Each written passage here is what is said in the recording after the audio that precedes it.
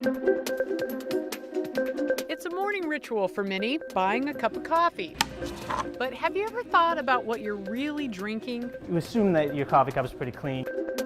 Contact 6 is finding out. We have a full-service laboratory. David Metzger is the president and CEO of Accelerated Analytical, and his lab is helping us out. Pretty much anything that can come in, we have materials, equipment available to test for it. We're testing for bacteria. I would expect to see a lot of the bacteria that would be normally on the skin, the human flora, and maybe even some pathogens. Pathogens, those are the types of bacteria that get us all sick. Could those really be on coffee lids? There's only one way to find out. Our Contact 6 producer, Leanne Watson, is a customer on a mission. Cappuccino? Her assignment?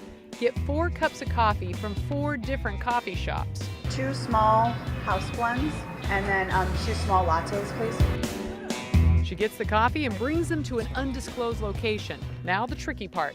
She's got to get those lids off without exposing them to her own bacteria. Luckily, she has the tools.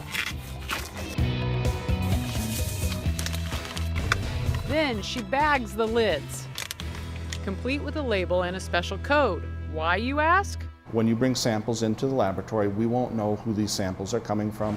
All of our samples. Leanne delivers the samples, then the lab logs each one into their system. Now testing begins. Lab supervisor Tom preps and starts the process with lab tech Dario. First they pour diluent. Pretty much just the liquid that we will put it in so that we can get all the bacteria flowing around. After that, they stomach them. Which is a machine that does exactly what your stomach does. It turns everything around, and that should remove all of the bacteria from the lid. Then they get all the bacteria out of the liquid. Then we will filter all of the diluent through a membrane filter, and we will place that on the auger. That's where all the bacteria will stay. Next, the samples go into an incubator. Once the bacteria are caught in the membrane and incubated, they'll grow up into nice little colonies.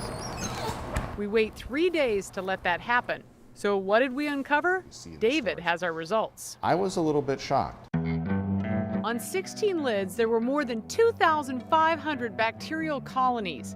Colonies are groups of the same bacteria found together.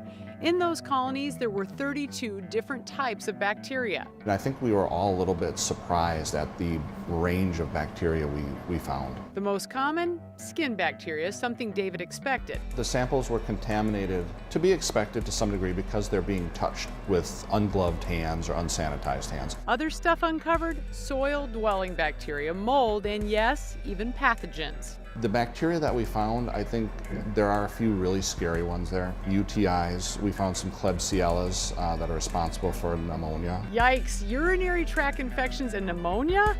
But don't stop going to your favorite coffee place just yet.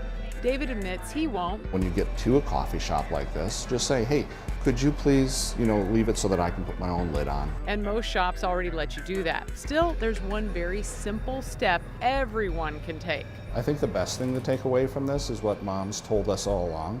Wash your hands. And moms are always right. I'm Katrina Cravy, Contact 6.